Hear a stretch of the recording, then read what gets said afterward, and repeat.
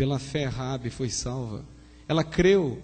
Ela não conseguia entender. Você está notando que pela terceira vez eu estou falando que salvação é um ato de crença. Você não consegue ver, você não consegue às vezes entender como é que Deus vai mudar o meu coração. Mas não importa isso, não importa entender, ser racional, compreender como leis, como regulamentos, como leis físicas. Salvação não se encaixa nisso.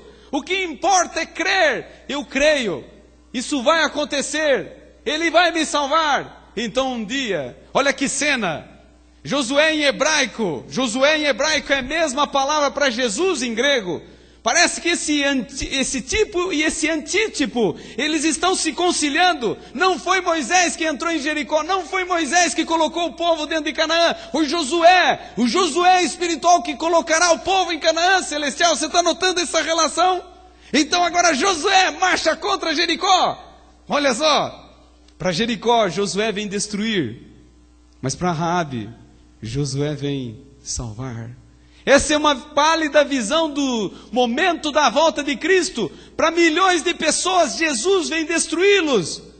Para muitos, Jesus vem salvá-los. Então, eles deram a volta final. Eu imagino aquele momento, quando os exércitos de Josué pararam diante da muralha, e eles deram aquele grito. Anjos poderosos empurraram aquela muralha, derrubaram tudo. Vocês imaginam o impacto de uma muralha caindo na poeira, no chão? Depois de um tempo, quando aquela poeira começou a cair, os soldados israelitas começaram a penetrar nas brechas que agora estavam permitidas na muralha. E diante de Israel, acostumado a ver grandes prodígios de Deus, estava mais um dos grandes sinais do poder de Deus. 99% de uma muralha no chão, e só 1%, um apartamento solitário e quase que trêmulo, se conservava em pé com uma faixa cor de sangue. Sabe o que me lembra? O salmo bíblico que diz: 1000 cairão ao teu lado, 10.000 à tua direita. 11.000 podem cair, 1.000 com 10 são 11, mas você, um só, não será atingido.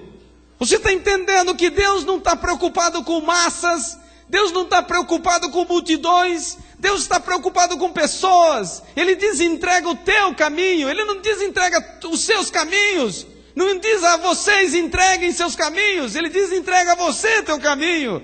Ele está preocupado com uma pessoa. E em Jericó, ele estava preocupado com uma sonhadora. E ele atirou de dentro de Jericó. E diz a história que Raabe foi incorporada ao povo de Israel. Eu gostaria de dizer nessa noite a vocês, por que eu estou falando de Raabe? Eu estou falando de Raabe porque alguns anos atrás, eu comecei a estudar genealogia. E eu cheguei num ponto, no livro de São Mateus. E o livro de São Mateus, ele coloca a genealogia de um personagem único, de um grande homem, o maior dos homens.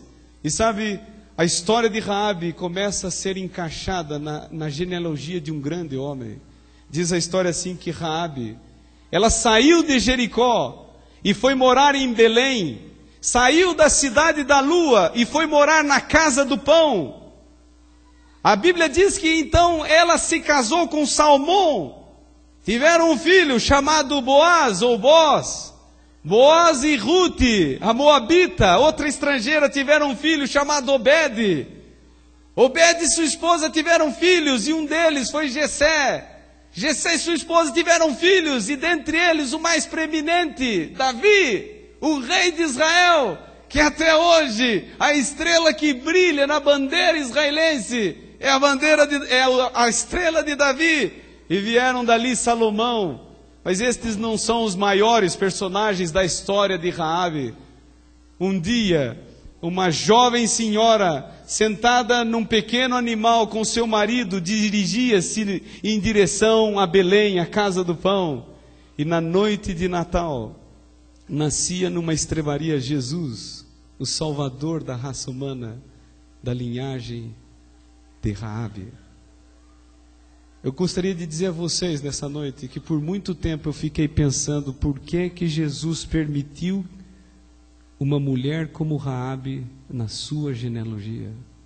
Eu gostaria de dar a resposta a vocês nessa noite. Porque o Senhor, Ele quer te dizer, não importa quem você é, aonde você está, o que você esteja fazendo, você tem que sonhar. Você tem que ter sonhos na sua vida. Você tem que ter alvos na sua vida. Você tem que ter metas na sua vida. Quando garoto, eu tinha 2 grandes sonhos. Eu queria ser um pastor, e muitos de vocês sabem, eu sou filho de um pastor. E eu louvo a Deus o privilégio de ter nascido no lar do pastor Silas Barbosa, um grande homem na minha vida. Mas eu tinha um segundo sonho, eu queria me casar. Então eu me reuni um dia no meu quarto, e eu disse: Senhor, eu vou te falar algo muito pessoal. Sabe quando você fala para um amigo, o tipo de moça que te chama a atenção, não é?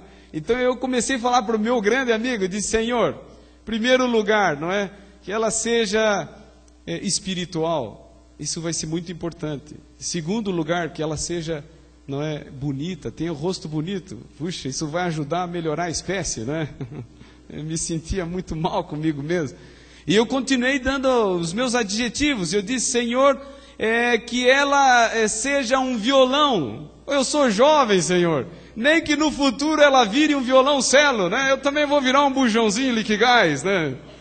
E eu continuei dizendo: Senhor, que ela tenha cabelinhos viradinhos, assim, tipo pompom, travesseiro automático, né? E eu terminei minha oração dizendo: ah, Senhor, se ela tivesse um par de olhos verdes. Eu tenho falado para jovens já por alguns anos. E eu me lembro que uma jovem disse: pastor, você é exigente. Não. A Bíblia diz pedir. A Bíblia diz: por que você não pede? Quem sabe o que você está pedindo é o que eu quero te dar. Por que você não pede?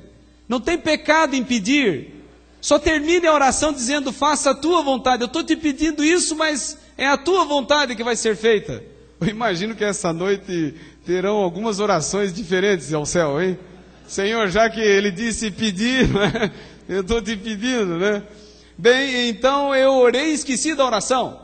E me lembro que um amigo me convidou para fazer as meditações no acampamento de carnaval. E ele disse assim: venha cá fazer as meditações. E você assim está exposto, quem sabe, né? E eu disse: quem sabe, né? E eu fui. E sabe quando você está solteiro, o presidente da tua associação está dizendo: olha, garoto, guri, não tem pastor padre, né? Trate de encontrar logo. Então eu cheguei no acampamento, arrumei meu alojamento, e eu fiquei numa parte elevada assim, olhando, né, as irmãs do Senhor chegar, né? Olha lá, né? Parecia como que o lobo lá em cima, né, da montanha, né? Uau, né? Que lindo! Então eu estava olhando quando de repente o zíper de uma barraca se levantou. Zip. Bom, quando o zíper se levantou, saiu uma moça, mas vamos abaixar o zíper e colocar a moça dentro da barraca. Por quê? Porque ela está orando e chorando dentro da barraca. E ela está dizendo assim: Senhor, o Senhor sabe que ele já me feriu por 3 vezes. Há 15 dias terminou comigo, eu tenho sentimentos por ele, e eu estou sabendo que ele, o meu ex-namorado, ele vai investir numa amiga. E não tem coisa pior, quando ele vai e investe numa amiga, e o pior é quando ela aceita, né? E ela estava triste, e ela estava dizendo assim: Senhor, eu estou triste, porque lá na faculdade existem moços bons, de fora da igreja, que me dariam valor e respeito. E este aqui dentro da igreja não me respeita e não me valoriza. Se não acontecer alguma coisa até o pôr do sol de sábado à tarde, eu irei voltar. Quem sabe, lá na faculdade vou encontrar um bom companheiro. Então ela abriu o zíper. Gente, quando a moça abriu o zíper, saiu a moça da oração. Uau! Só que eu tinha pedido a Deus, a moça, mas não tinha pedido o plano de ataque. Como é que eu ia atacar? E imediatamente eu fiquei tímido. E ela gostou de mim, eu não sei do que na época. E ela me olhava e dizia: oi, não é?